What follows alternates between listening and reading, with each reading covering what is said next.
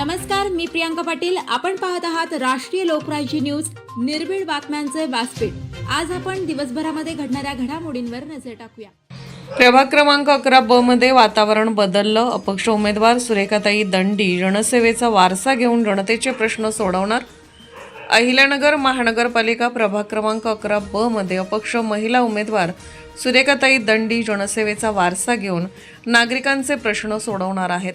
त्यांचे पती रविभाऊ दंडी यांचे सामाजिक कार्य असल्यामुळे त्यांचा प्रभाग क्रमांक 11 ब मध्ये दांडगा जनसंपर्क आहे. ते प्रत्येकाच्या सुखदुःखात सामील होत असतात. त्यामुळे त्यांच्यासमोर किती जरी बलाढ्य उमेदवार असले तरी अपक्ष महिला उमेदवार सुरेखाताई दंडी हे नागरिकांच्या मनामध्ये बसलेले आहेत. त्यामुळे सुरेखाताई दंडी या नक्की विजयी होतील असा विश्वास सुरेखाताई दंडी व रविभाऊ दंडी यांना आहे. त्यांनी अनेक समाजकार्य प्रभागासाठी केलेले आहेत. कोणत्याही पदावर नसताना काम केल्यामुळे जनता त्यांना स्वीकारणार आहे असा विश्वास सुरेखाताईंनी दाखवला आहे. सुरेखाताई दंडी या जरी अपक्ष उमेदवार असल्या तरी सुद्धा त्यांचे पारडे सध्या जड पाहायला मिळत आहे. त्यांची राष्ट्रीय लोकराज्य न्यूज चॅनलने रोखठोक मुलाखत घेतली. त्यावेळेस नक्की काय म्हणाल्या सुरेखाताई दंडी आपण पाहणार आहोत पुढील प्रमाणे फक्त राष्ट्रीय लोकराज्य न्यूज चॅनलवर. नमस्कार मंडळी, आपण पाहतात राष्ट्रीय लोकराज्य न्यूज.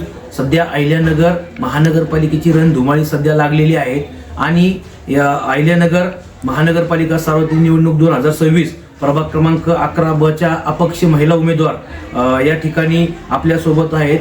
सुरेखाताई रवी दंडी ह्या अपक्ष उमेदवार असून या प्रभाग 11 ब मध्ये आपलं नशीब आजमावत आहेत. त्यांचं या प्रभागामध्ये चांगलं काम आहे आणि एक चांगला दांडगा जनसंपर्क असल्यामुळे या ठिकाणी त्यांनी आपण स्वतः अपक्ष उमेदवार म्हणून अर्ज भरलेला आहे. तर नमस्कार ताई, आपलं प्रथमतः राष्ट्रीय लोकराज्य न्यूज मध्ये स्वागत आहे. तर आपण ताईशी या ठिकाणी चर्चा करणार आहोत. ताई, माझा पहिला प्रश्न असा आहे की हे जे आपला 11 ब प्रभाग क्रमांक आहे, तुम्ही या ठिकाणून अपक्ष उमेदवार म्हणून अर्ज भरला आहे. तर तुम्ही या ठिकाणी निवडून आल्यानंतर नागरिकांच्या समस्या कशा प्रकारे सोडवणार? मी सुरेखा रवी दंडी प्रभाग 11 मधून ब 6 नंबर मीरा या चिन्हावरून अपक्ष म्हणून थांबलेली आहे. मी एक महिला आहे, त्यामुळे मला महिलांचे प्रश्न माहिती आहे. त्या सोडवण्याचे मी प्रयत्न पण करणार आहे. पहिला म्हणजे पिण्याचं पाणी, लाईट. सकाळी लाईट नसतात, जेव्हा पाणी येतं तेव्हा लाईट नसतात, त्यामुळे पाणी भरता येत नाही बायकांना. आणि शुद्ध पाणी कुठंच नाही, त्यामुळे मुलं आजारी पडतात. बायकांना खूप प्रश्न पडतात. म्हणजे दररोजच्या बायकांच्या या समस्या आहेत. म्हणजे लाईट, पाणी, रस्ते आता कुठे चालू आहेत आपले रस्त्यांचे कामं. रस्त्यांमुळे पण खूप ॲक्सिडेंट होतात, करतात. त्रास पण आहे महिलांना. म्हणजे गाडी चालवताना पण भरपूर त्रास होतो. म्हणजे या मूलभूत सुविधा तुम्ही सोडवणार आहात. मला असं म्हणायचं आहे मॅडम, तुम्ही कोणतंही पद नसताना या ठिकाणी ह्या प्रभागासाठी काय काम केलं आहे?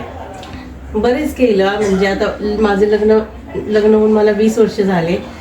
लग्न झाल्यापासून माझे मिस्टरांचं हेच चालू आहे सामाजिक कार्य. म्हणजे ते आधीपासून करत होते, आताही चालूच आहे. त्यांच्यामुळे मला पण गोडी लागली आणि आम्ही बरेच प्रश्न हात लावले प्रश्नांचं.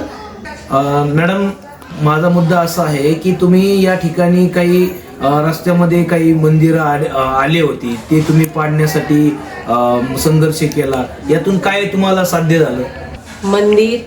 मंदिर पाडण्याचे जे विषय मध्ये सुरू झाले होते ना, त्यासाठी आम्ही मोर्चा काढला होता आणि ते कलेक्टर ऑफिसपर्यंत मोर्चा नेलं होतं. आणि त्या अधिकाऱ्यांना आम्ही निवेदन पण केलं की आमचे मंदिर आमचे हिंदू सगळ्या जाती जमातीचे जेवढे मंदिरं आहेत ते तसे शाबूत राहावे म्हणून आम्ही निवेदन पण केलं. त्यामुळे आमचे मंदिरं कायम तसेच आहेत. आणि नवरा बायको आम्ही अहोरात्र काम करतो सगळ्यांसाठी. म्हणजे रात्र असू द्या, दिवसा असू द्या, आम्ही जनसेवेसाठीच काम करत असतो आणि सगळ्यांचा पाठिंबा आहे आम्हाला. तर मला एक प्रश्न तुम्हाला विचारायचा आहे की तुम्ही कोणत्याही पदावर नसताना या ठिकाणी सर्वांच्या सुखात दुःखात जात असतात. एक सामाजिक कार्याचं तुम्हाला चांगलं वेळ लागलेलं आहे, तुम्ही चांगलं सामाजिक कार्य करता. तर तुम्ही जर नगरसेवक झालात तर तुम्ही या नागरिकांना कशा प्रकारे म्हणजे सुविधा देणार?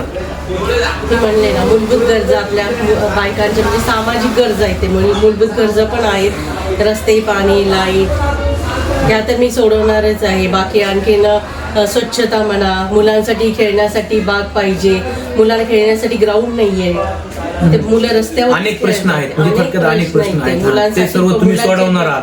मुलांचे पण प्रश्न सोडवायचे आहेत.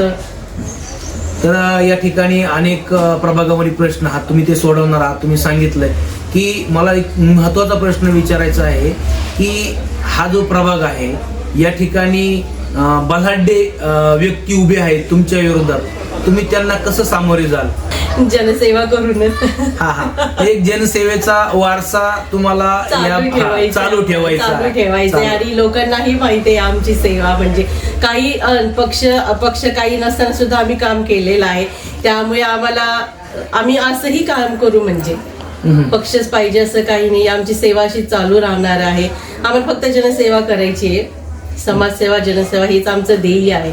मॅडमनी आपल्याला सांगितलं आहे की मी कोणत्याही पक्षाकडून उमेदवारी लढत नाही, मी स्वतः या ठिकाणी अपक्ष उमेदवारी म्हणून या ठिकाणी लढत आहे, पण माझा जनसेवेचा लढा कायम चालू राहणार आहे आणि मी जनतेच्या सुखदुःखामध्ये नेहमी या ठिकाणी राहणार आहेत. आणि या प्रभाग क्रमांक 11 ब मधून सुरेखा ताई दंडी ह्या अपक्ष उमेदवार असून त्यांनी आपल्याला सांगितलं आहे की मी जर नगरसेवका झाली तर या प्रभागातील सर्व नागरिकांच्या समस्या नक्की सोडील. या होत्या अपक्ष उमेदवार सुरेखाताई रवी दंडी. राष्ट्रीय Lokrajya news bureau report, Ahilyanagar. राष्ट्रीय लोकराज्य न्यूज नेटवर्क, अहिल्यानगर. ताज्या बातम्यांसाठी आणि अपडेट्ससाठी राष्ट्रीय लोकराज्य न्यूज चॅनलला सबस्क्राईब करा, तसेच लाईक आणि शेअरही करा.